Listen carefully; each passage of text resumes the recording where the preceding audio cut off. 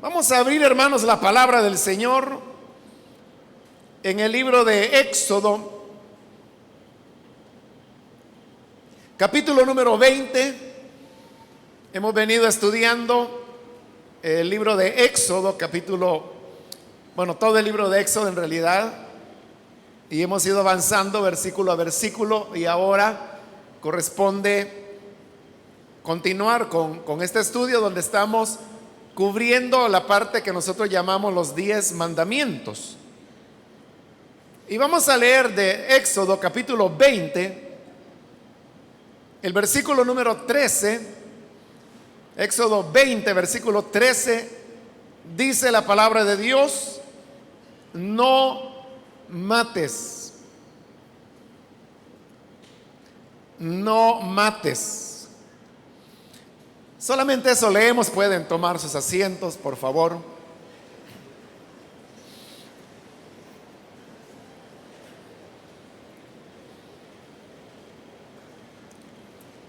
Como dije hace un momento, hemos ido avanzando en el estudio de las 10 palabras, como le llama la Biblia,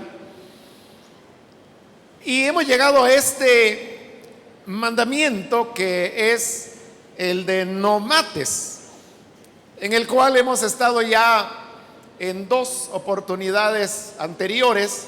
La primera de ellas fue para hablar de los aspectos generales que engloba una palabra de Dios como esta que dice no mates. Y en esa ocasión establecimos que la razón por la cual Dios establece este mandamiento es porque la vida humana posee un carácter verdaderamente sagrado. Explicamos que, si bien es cierto, hay otras expresiones de vida, como la vida animal, la vida vegetal, pero el mandamiento se refiere al tema de la preservación de la vida humana. Y explicábamos que la razón de ello es porque ni los animales del campo, ni los peces, ni los reptiles, ni las aves, ni los insectos, ni los vegetales fueron creados a imagen y semejanza de Dios. Es solamente el ser humano el que fue hecho a imagen y semejanza de Dios, y por lo tanto es portador de esa imagen y esa semejanza. Eso es lo que hace que la vida humana esté revestida de un carácter único, que no importa si esa persona es una persona que tiene mucha educación o poca educación, no importa el color de su piel, no importa si es un niño o es un adulto o un anciano. Es decir, nada le quita al ser humano el valor que tiene su vida. Y por eso fue que en esa ocasión explicamos que el carácter sagrado de la vida, la dignidad humana, dijimos que era inalienable, y que esto a la vez significaba que no podía separarse de el ser humano. Entonces, cualquiera sea la condición del ser humano, su vida tiene un valor único. De ahí es donde parte. Esa es como la base. O sea, la base para el mandamiento no mates es el valor intrínseco e inalienable. Esos fueron los 2 conceptos que explicamos hace algún tiempo atrás, cuando vimos por primera vez el mandamiento, que es el valor de la vida humana es intrínseco y es inalienable. Eso, ¿qué significa eso? Lo explicamos. Entonces, sobre esa base ahora vienen las implicaciones, que todas ellas son implicaciones de carácter ético que tiene este mandamiento. Y en la segunda ocasión vimos, por ejemplo, el tema particular del aborto. Y vimos una perspectiva del aborto precisamente desde esta base del valor que tiene la vida humana. Ahora quisiera, hermanos, hablar de otro aspecto también ético que tiene que ver con el mandamiento de no mates, y esa es la razón por la cual lo hemos leído por tercera vez. Y el tema del cual quiero hablarle ahora es el tema del suicidio. La persona que se suicida es una persona que se está matando a sí misma, se está quitando la vida. Pero vea que en el tema del suicidio permanecen los dos elementos que el mandamiento dice que no se debe hacer, porque el mandamiento dice no mates, y eso incluye que yo no debo matar a otra persona, pero también no debo matarme a mí mismo, porque yo soy una persona. Ese es el primer elemento. Y el segundo elemento es que como todo ser humano es portador de la dignidad que le otorga el hecho de ser criatura a imagen y semejanza de Dios, el que se suicida está atentando contra esa imagen. Es decir, que el suicidio viene a caer totalmente dentro de la categoría del mandamiento que hoy estamos considerando de el no mates. Ahora, quiero decirle que el tema del suicidio es un problema bastante fuerte en el caso de El Salvador. El Salvador ocupa el tercer lugar en el planeta como país con mayor índice de suicidios. Es decir, que arriba de El Salvador solo hay dos países más, el que se lleva el primer lugar y luego el que se lleva el segundo lugar. Sé que el primer lugar se lo lleva Cuba, el segundo lugar no recuerdo qué país es, pero el tercer lugar es El Salvador. Entonces, de más de 200 países que hay en el mundo, El Salvador tiene el tercer lugar en el planeta de índice de suicidios. Esto significa que el problema en nuestro país es muy grave. En el año 2008, 52 personas en El Salvador atentaron contra su vida por mes, cada mes. Y en el presente año 2013 hay datos hasta el mes de agosto. Pero esos indican que hasta agosto, es decir, de enero a agosto del año 2013, 139 salvadoreños se habían suicidado y otros 732 intentaron hacerlo sin haberlo logrado. Esto de acuerdo a los registros que el Ministerio de Salud lleva. Entonces usted puede ver que el tema del suicidio es una cuestión grave. Y hay un fenómeno sociológico interesante, y es este, que se sabe que en todos los países, en aquellos países donde hay mayor índice de asesinatos y homicidios, el índice de suicidios baja.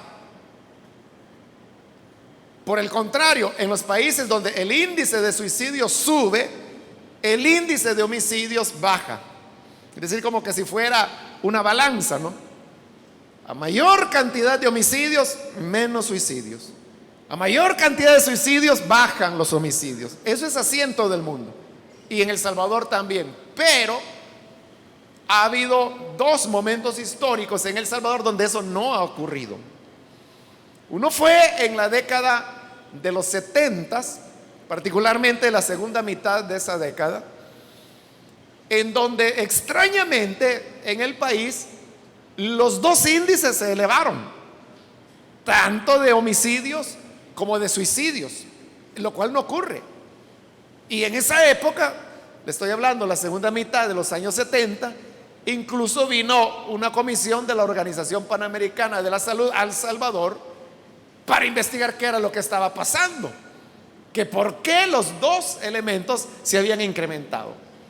Bueno, eso fue, como le digo, la segunda mitad de los años 70. El otro momento histórico es el que estamos viviendo en la actualidad.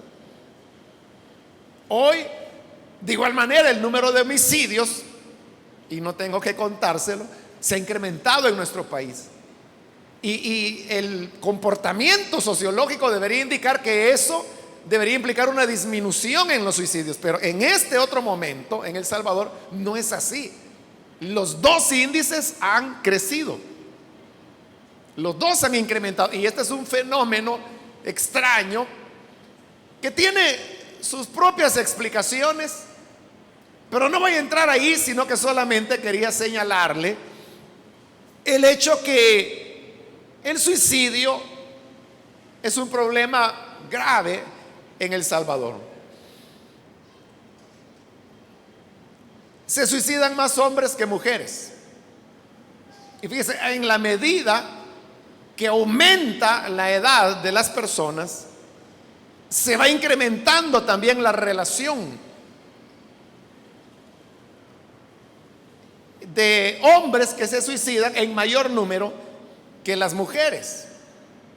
A pesar de que uno pudiera tener la impresión que la mujer es más susceptible de deprimirse, de volverse melancólica, de llorar, y el hombre como que parece más resistente a todos estos elementos. Pero cuando se habla del tema del suicidio, la mujer tiene mucha más fortaleza para resistir situaciones muy complicadas y conservar su vida que el hombre, que con mayor facilidad se suicida. Eso no solo en El Salvador, sino que esa es una tendencia de toda la vida.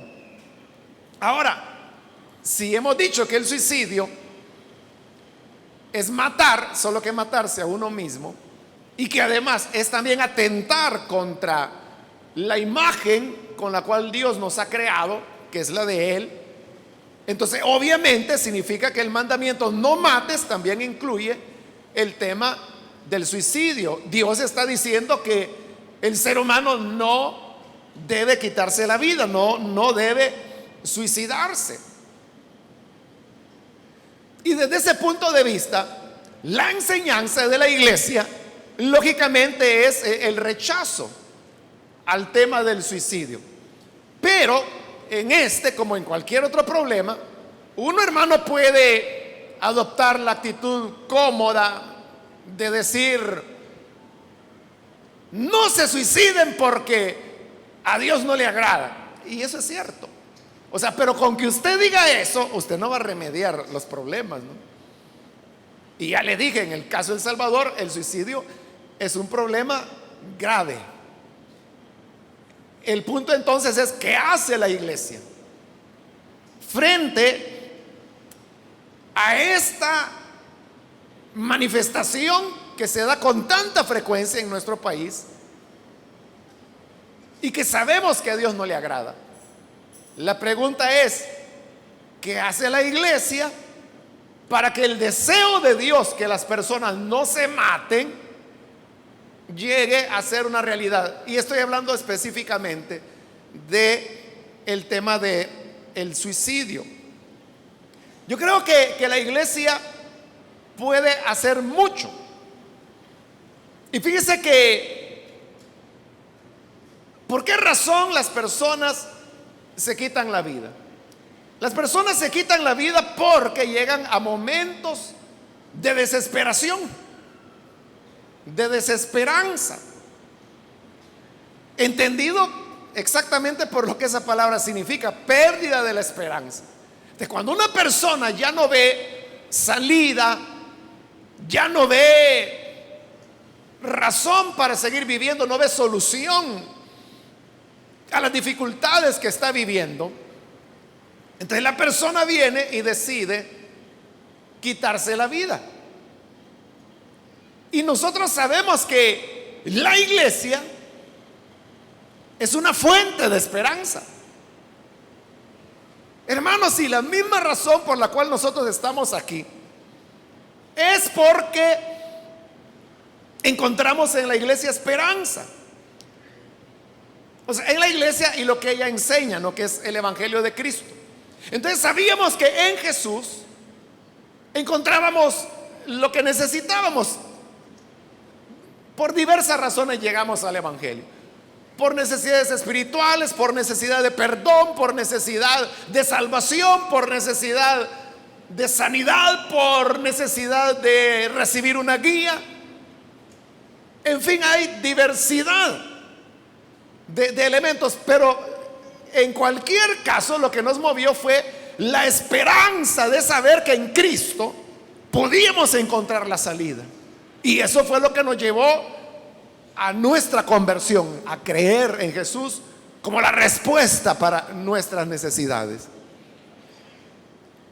De igual manera, si la persona que atenta o quiere atentar contra su vida es alguien que ha perdido la esperanza, la iglesia más que nadie, porque tiene el mensaje del Evangelio, porque tiene al Cristo resucitado morando en medio de ella, es proveedora de esperanza.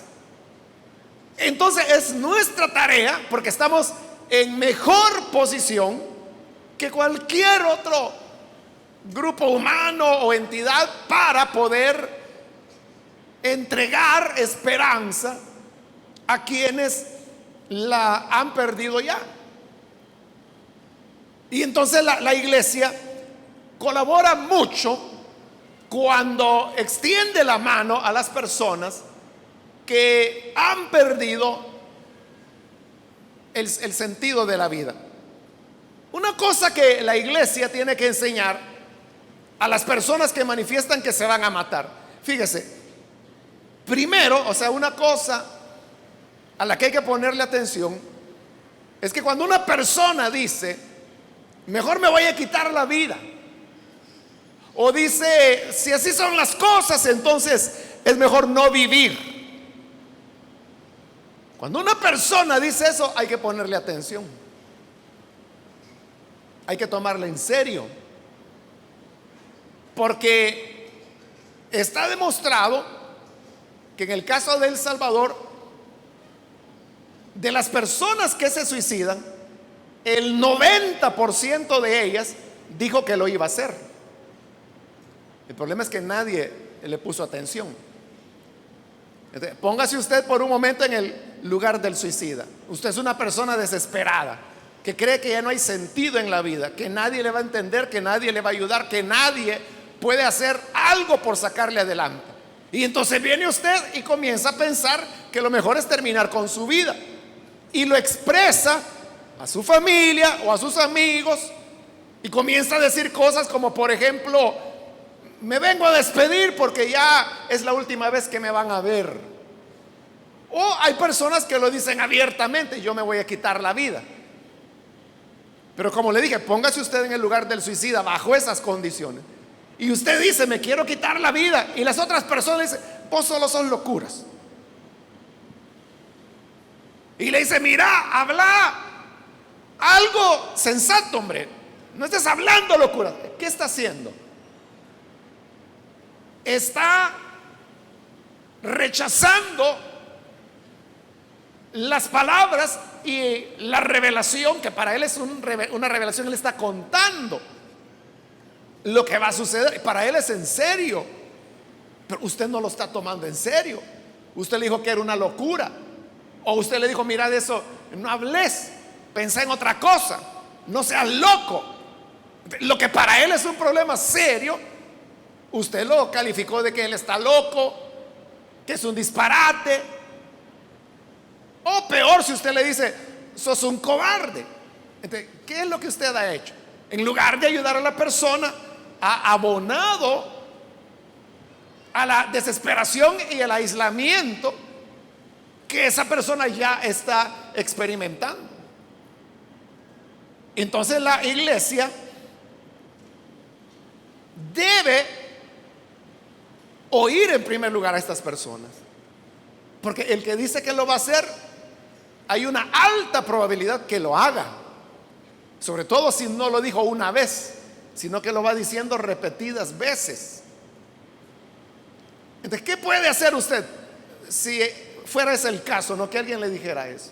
Usted tiene que explicarle a la persona que el problema no es la vida. O sea, tener vida, eso no es el problema. El problema es cómo enfocamos la vida. Porque si yo tengo un problema, o sea, lo que sea, ¿verdad? Imagine lo que usted quiera. Pero suponga que yo tengo un problema grave. Y yo digo, bueno, yo ante este problema no le veo salida, me voy a quitar la vida. Pero ¿por qué me quiero quitar la vida? Si la vida no es el problema. El problema es cómo estoy enfocando esa situación que estoy viviendo en mi vida. Eso es lo que hay que decirle a la persona que anuncia que se quiere quitar la vida. Que el problema no es que esté con vida. Al contrario, el estar con vida es una ventaja porque eso le permite dar los pasos que sean necesarios, buscar ayuda, apoyo, consejo para resolver el verdadero problema, que en ese momento no sabemos cuál es. Solo, obviamente nadie se mata por diversión, ¿no? Lo hace porque tiene algún tipo de conflicto. Pero para lograr eso, hermanos, nosotros tenemos que romper un tabú que hay alrededor del tema del suicidio. Porque fíjese, una idea muy común entre el evangélico es el pensar que la persona que se suicida se condenó, que no tiene esperanza de Dios, que es un cobarde. Y no es verdad. Para quitarse la vida se necesita mucha más valentía de la que usted se puede imaginar. Hay que ser un verdadero valiente para quitarse la vida. No es cobardía. O sea, yo sé que las personas así lo enfocan y dicen, no, esta persona no tuvo las agallas para enfrentar las dificultades, y si a la vida hemos venido a luchar, la vida es dura. Yo sé que todo eso es verdad. Pero lo que ocurre es que no todas las personas enfocan la vida como usted lo hace. Si usted lo enfoca de esa manera y usted dice, a la vida hay que hacerle fuerza, a la vida hay que meterle con todo, excelente, ese es un enfoque adecuado de la vida. El problema es que no todos enfocan la vida de esa manera. Entonces usted no puede acusar de cobardía a una persona de la cual usted no sabe la historia y no sabe los elementos que le han llevado a esa situación. El tabú consiste en una condenación de la persona que se suicida, aunque haya sido un creyente, porque el índice de suicidios dentro de los evangélicos es similar al de los incrédulos. No puede uno decir, es que el que se quita la vida es porque no tiene a Cristo. Mucha gente que ha tenido a Cristo se ha quitado la vida. Ese es un problema que uno no puede decir, no, eso no le atañe a la iglesia. Usted ha conocido hermanos, hermanas que se han quitado la vida, quizás más hermanos, porque ya le dije que los hombres se suicidan en proporciones mucho más altas, más de 10 veces arriba de la cantidad de suicidios de mujeres son los suicidios de hombres. Pero usted ha conocido hermanos que se han quitado la vida, o hermanas también. En mi caso yo he conocido ambas cosas, y no uno, varios. Entonces eso de decir, es que no tenía Cristo, ¿y quién lo erigió a usted como juez? Vea qué tremendo que usted ya está determinando quién es un nacido de Dios y quién no. Y el otro tema es el hecho de que si era creyente y se quitó la vida con mucha más razón, dice usted, esa persona se condenó porque se mató, y el matar es un pecado. Sí, eso es lo que yo comencé diciendo, que va contra el mandamiento de no mates, y expliqué las razones bíblicas de por qué a Dios eso no le agrada. Pero ¿sabe por qué tenemos ese pensamiento? de pensar que el suicidio manda a las personas directamente al infierno, es como una herencia de lo que fue la Iglesia Católica en la Edad Media. Bueno, quizás hay que comenzar desde el principio. ¿Cómo es que se origina esta idea de condenar a los suicidas? El tema es tan antiguo como la iglesia misma. El tema, hermanos, comienza en las grandes persecuciones contra las iglesias. Ocurrió que habían levantamientos en diversos lugares del Imperio Romano contra los cristianos. No todas las persecuciones eran de carácter política, como la que dirigía el emperador, que él era por motivaciones puramente políticas, y esas eran las persecuciones más extensas. Pero habían otras persecuciones que eran mucho más locales y que podían ser por razones muy propias de la localidad. La cuestión es que a veces la furia de las personas contra los cristianos era tan grave que los creyentes sufrían todo tipo de maltrato. Y una de las maneras de maltrato era que los paganos lo que hacían era que abusaban sexualmente de las mujeres y las niñas que eran cristianas. Entonces, sucedió que porque esto fue algo, hermanos, que se daba con bastante frecuencia, se repetía una y otra vez. Entonces hubo cristianas, mujeres y niñas, que cuando ellas sabían que por causa de la persecución iban a ser abusadas, lo que hacía era que se suicidaban, se quitaban la vida para que de esa manera no las fueran a abusar. Bueno, eso fue en la época, hermanos, de las persecuciones, los primeros 300 años, digamos, del cristianismo. Como era una época de persecución, no había mucho tiempo, aunque fueron 3 siglos, pero en realidad eran tantas las dinámicas y los problemas que se daban y las persecuciones, que la iglesia no tuvo tiempo de ponerse a pensar qué pasaba con estas creyentes que se quitaban la vida con el fin de preservar su pureza. Pero cuando las persecuciones cesan, entonces aparecen los primeros pensadores cristianos, y uno de ellos, por ejemplo, fue Ambrosio, uno de los padres de la iglesia. Y entonces él era de la opinión que las cristianas que se habían quitado la vida para preservar su pureza habían hecho lo correcto y que habían agradado a Dios. Y él se basaba en los pasajes de la Biblia, como por ejemplo que nuestro cuerpo es el templo del Espíritu Santo y que no somos nuestros, sino que somos del Señor, y que hemos sido comprados no por oro ni con plata, sino que con la sangre preciosa del Hijo de Dios. Entonces Ambrosio decía, estas mujeres lo que hicieron fue proteger el templo del Señor al quitarse la vida. Y entonces aprobaba lo que estas niñas y mujeres habían hecho. Pero luego apareció Agustín, y Agustín era de la posición contraria. Él decía que no, que lo que habían hecho era incorrecto, y él se basaba precisamente en lo que yo le estaba explicando al principio.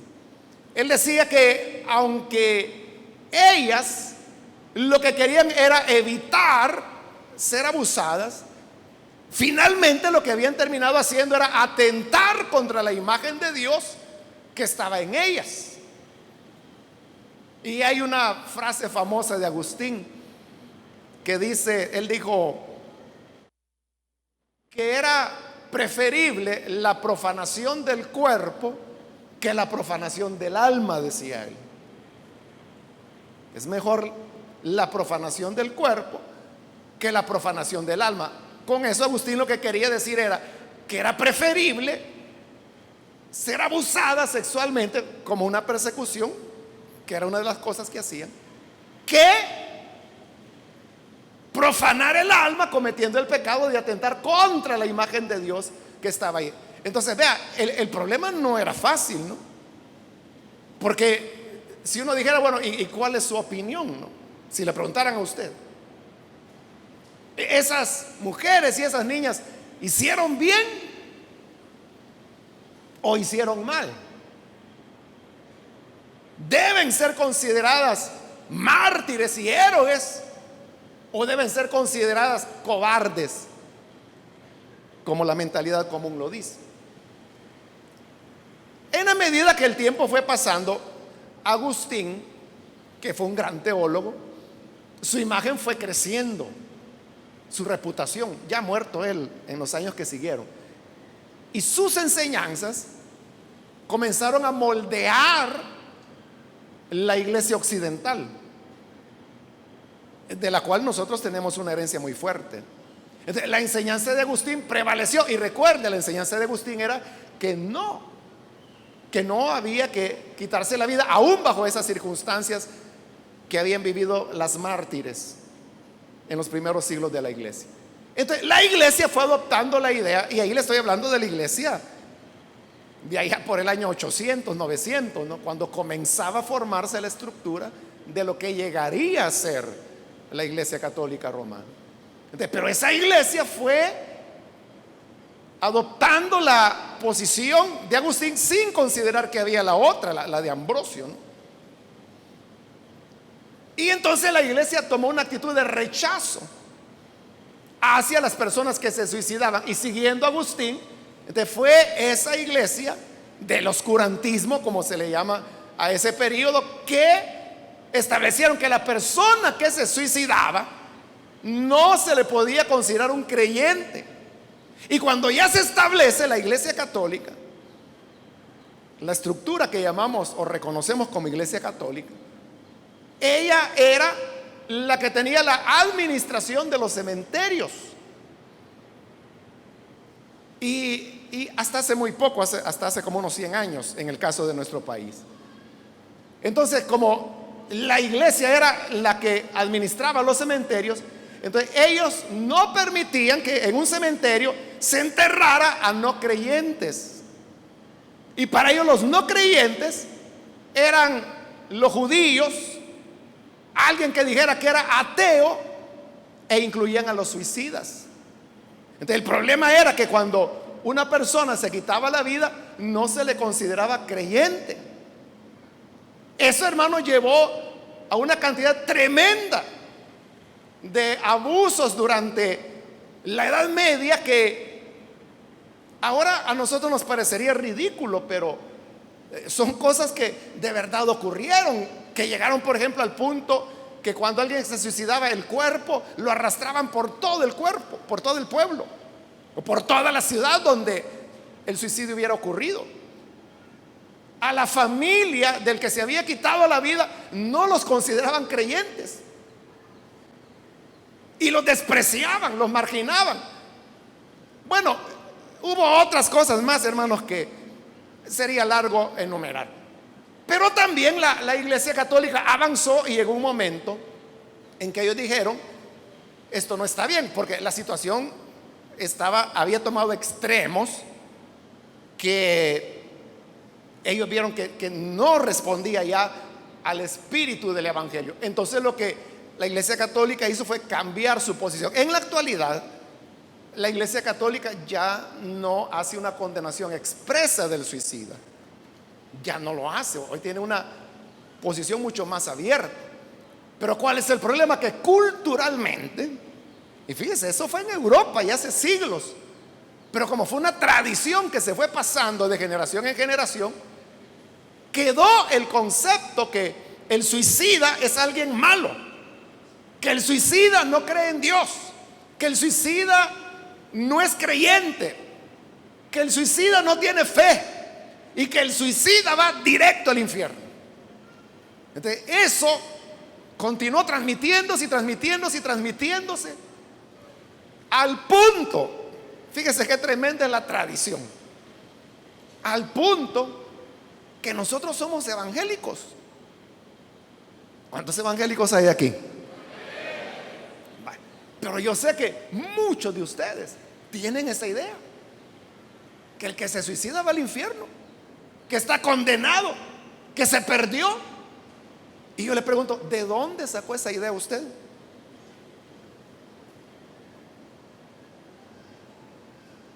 ¿De dónde sacó esa idea? Es la fuerza de la tradición. Y por eso es que este es un tema, otro tema, ¿verdad? Histórico, pero solo se lo menciono de pasada, ¿verdad?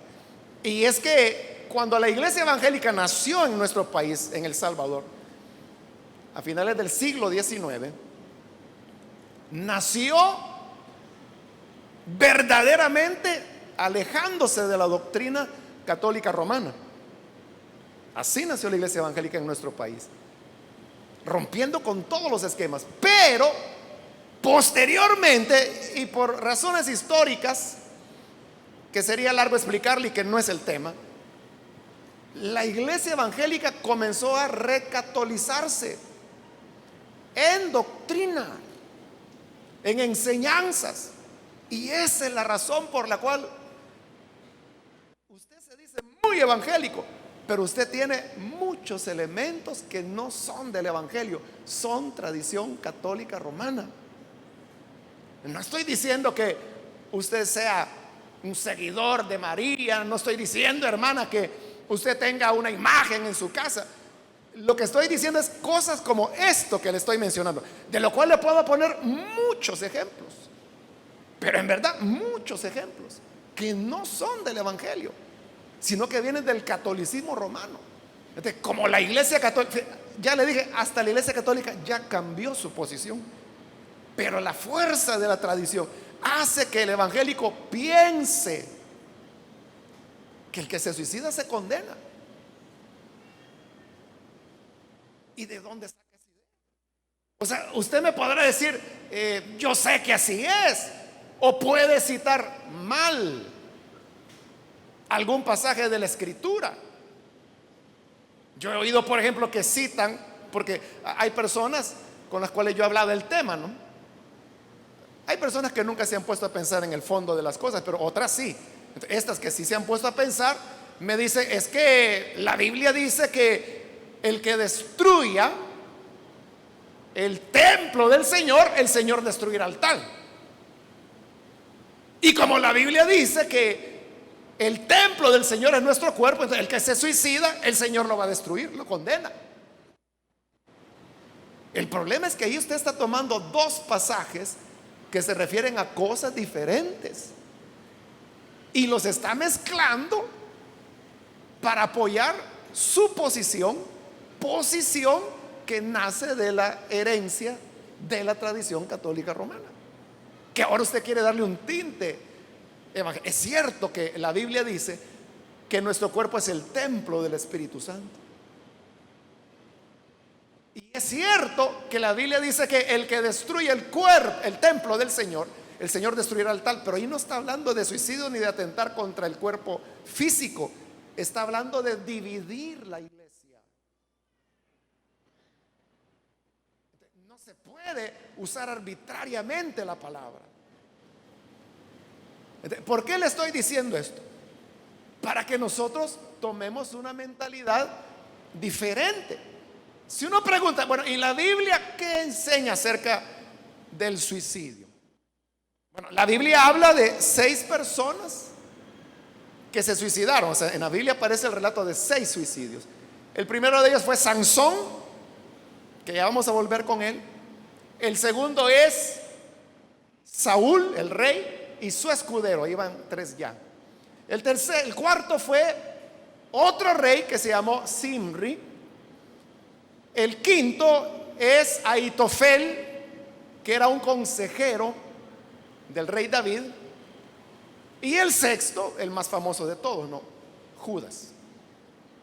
Pero fíjese, de estos 6 casos que narra la Biblia de suicidios, en 5 de ellos es evidente que ellos fueron condenados, pero condenados no por el hecho que se hayan suicidado, sino que porque la trayectoria de su vida era ya de condenación. La excepción es Sansón, y por eso le dije, lo dejamos aparte y en un minuto vuelvo con él. Pero en el caso de Saúl y su escudero, en el caso de Zimri, en el caso de Ahitofel, que traicionó a David y por eso se quitó la vida. En el caso, como le dije, el más conocido, el de Judas.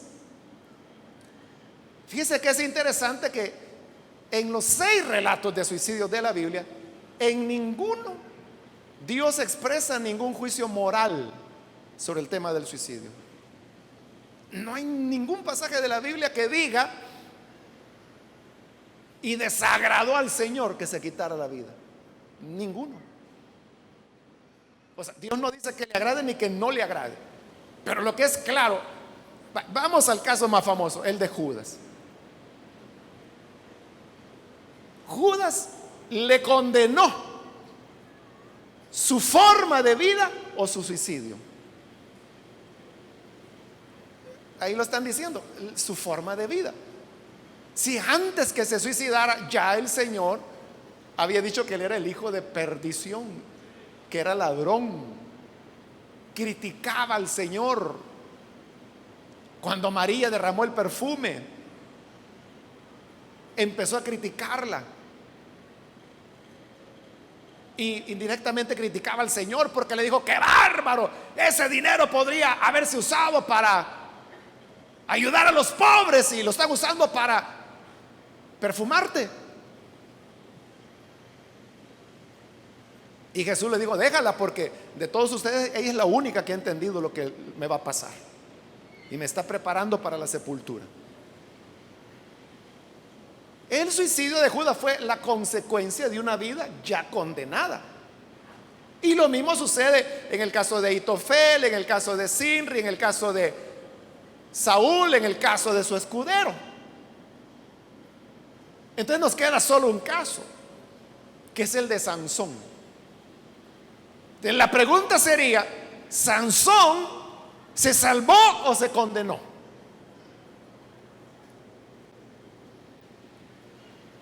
Le iba a decir qué piensa usted, pero realmente no importa lo que usted piense. Sí, porque la Biblia dice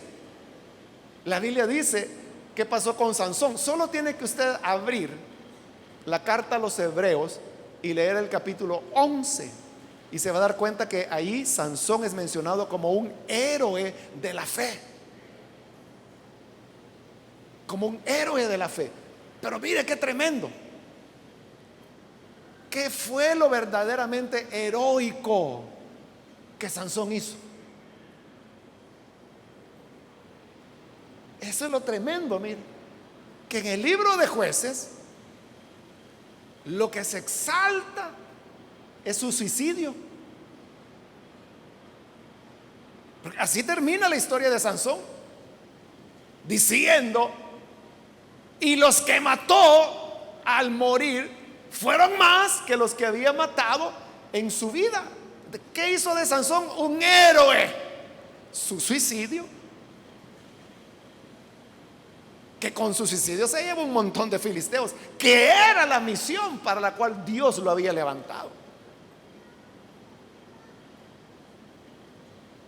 Entonces, si uno busca en la Biblia una palabra de condenación para el suicida, no la va a hallar.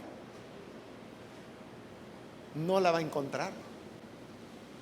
Ahora, con esto yo no estoy diciendo, hermano, no tengan pena el que quiera quitarse la vida, pégase un balazo. Al contrario, estoy diciendo esto para que eso no ocurra. Pero para que no ocurra, la iglesia debe quitarse los tabúes que vienen de la ignorancia y de una tradición de la época más oscura de la humanidad, la Edad Media, que por eso precisamente se le llamó el oscurantismo.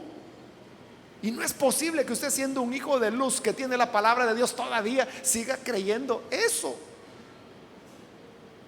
Entonces, si tenemos una mentalidad diferente, eso nos permitirá tener una actitud diferente hacia la persona que quiere atentar contra su vida. Fíjese, otra cosa que se ha dicho es que quien se suicida está pecando contra la sociedad, porque él es parte de la sociedad y al quitarse la vida está pecando contra la sociedad. Pero siendo bien honestos, ¿no será lo contrario? Que el suicidio es un pecado de la sociedad contra la persona que se quita la vida. En otras palabras, ¿quién es el verdadero culpable? ¿El que se quita la vida o la sociedad? Y desde ese punto de vista, ¿quién es el que verdaderamente está pecando? ¿El que se quita la vida o la sociedad que creó las condiciones para que esa persona se quite la vida?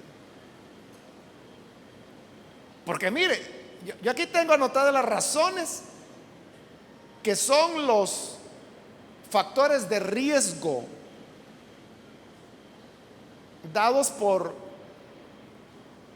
la Sociedad de Suicidología de El Salvador, que han estudiado el fenómeno en El Salvador, porque nuestro país, le repito, es el tercer lugar en el mundo grave el problema de suicidios que tenemos. Pero ellos han estudiado por qué la gente se suicida y miren lo que encontraron. Factores por los cuales las personas se suicidan: violencia, ese es el primero. Violencia contra la mujer, violencia contra los niños. En violencia está incluido todo tipo de abuso, verbal, físico, sexual. Yo le pregunto, una niña de 10, 11 o 12 años que es abusada sexualmente, y no una vez, sino que de manera sistemática, y llega a ser una adolescente de 18, 19 años, y se siente tan humillada, se siente que es nada, porque eso han hecho de ella, nada, y opta por quitarse la vida. ¿Quién es el culpable ahí? ¿Es ella la culpable o es quien la abusó y la sociedad que no hizo nada para evitar eso? ¿Quién es el verdadero culpable? ¿Quién es el que está cometiendo el pecado? Otro factor es el del alcohol y las drogas. Muchas de las personas que se suicidan están alcoholizadas o están drogadas. ¿Y quién es responsable que ellos tengan acceso a alcohol y drogas? Usted puede decir, si es que el que quiere las busca y el que no quiere no. Pero ¿no sería mejor que aún el que quisiera encontrarlas no las encontrara? ¿No sería eso mejor? Pero es la sociedad la que se las pone en las manos.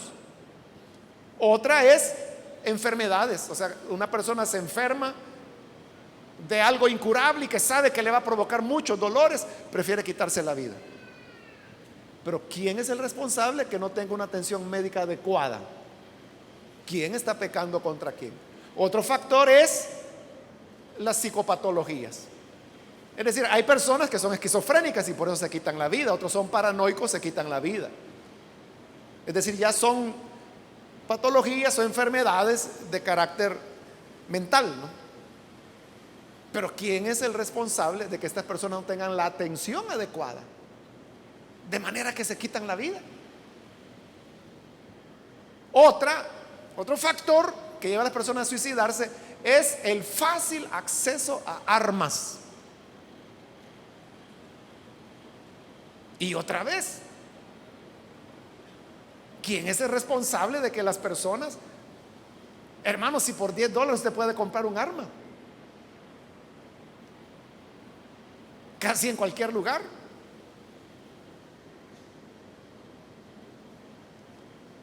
Y las armas facilita. Esa es la razón, fíjese. A cada momento salen en los periódicos las noticias de los policías que se suicidan. Y la gente dice, bueno, ¿y qué es lo que tienen los policías que se están matando? ¿Será que están tan decepcionados? Es que tienen arma. Es que tienen arma. Pero no solo tienen ellos.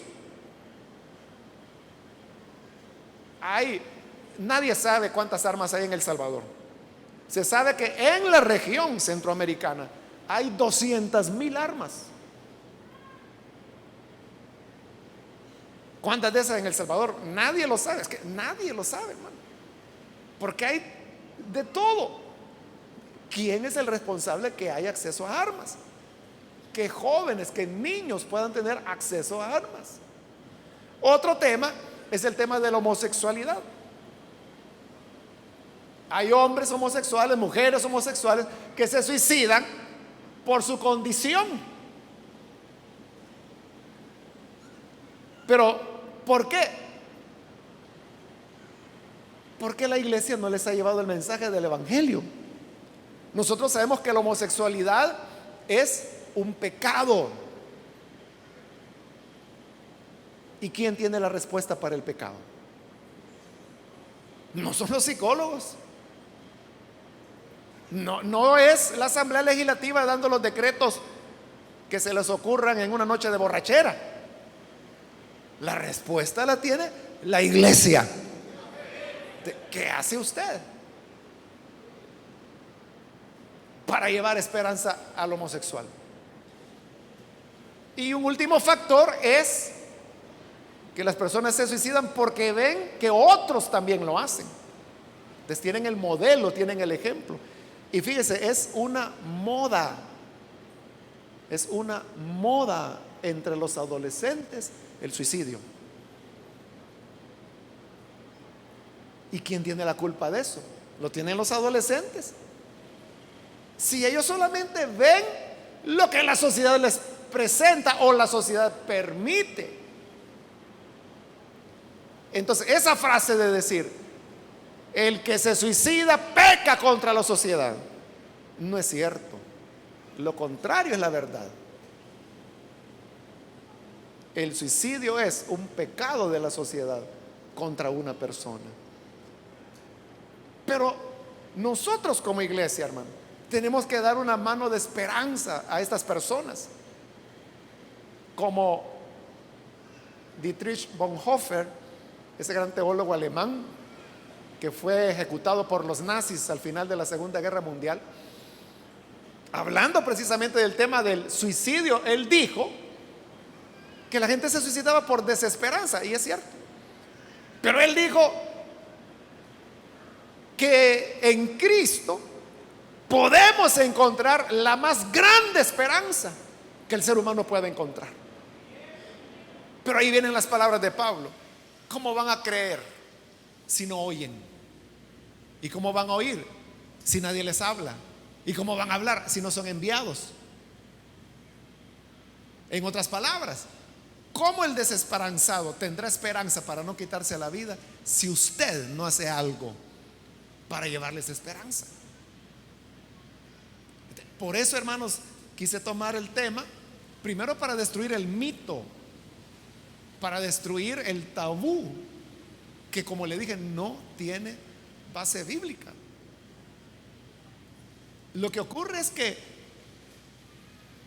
quizás muy pocos de nosotros logramos entender las terribles situaciones a las que una persona se ve sometida cuando se quita la vida. No es tan fácil. No es tan fácil. O sea, es fácil decir que cobarde, que no tuvo fe en Dios. Quiero verlo a usted en la situación de esa persona. Eso no va a resolver nada. Y menos enviando a condenación. Quien juzga la salvación o perdición de una persona es Dios. Y Él no ha pedido que le ayudemos en nada.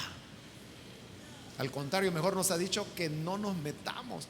Si hasta el Señor Jesús dijo: yo no juzgo a nadie, todo el juicio se lo dejo a mi Padre. Y usted que es más que Jesús para estar juzgando quién se condena y quién no. Pero lo que sí sabemos es que la salvación y el perdón es por gracia y no por obras. Entonces no podemos condenar a las personas solo por una tradición que, como le digo, se origina en los momentos más oscuros de la humanidad. La iglesia lo que debería hacer es tener, como le diría, como una respuesta de primeros auxilios, ¿no? Que la persona sepa que al tener una idea suicida o al considerar quitarse la vida, sepa que venir a la iglesia o acudir a usted o llegar a su célula, sepa que va a encontrar esperanza. Eso sería lo ideal. Pero si nos convertimos en jueces arriba de Dios, condenando, tachando de cobardes, de incrédulos, de no creyentes, entonces, dice Santiago, nos convertimos en jueces y no en hacedores de la palabra. Y lo peor, dice Santiago, jueces con malos pensamientos. Pero siquiera jueces buenos, de lo peor. Entonces, que Dios nos ayude para que podamos ayudar a otros, para que no maten, para que no se maten. Dice amén a eso, hermanos. Vamos a orar, vamos a cerrar nuestros ojos. Y quiero hacer una invitación para las personas que todavía no han recibido al Señor Jesús como su Salvador. Quiero invitarle, si usted ha escuchado hoy esta enseñanza y de alguna manera Dios le ha hablado,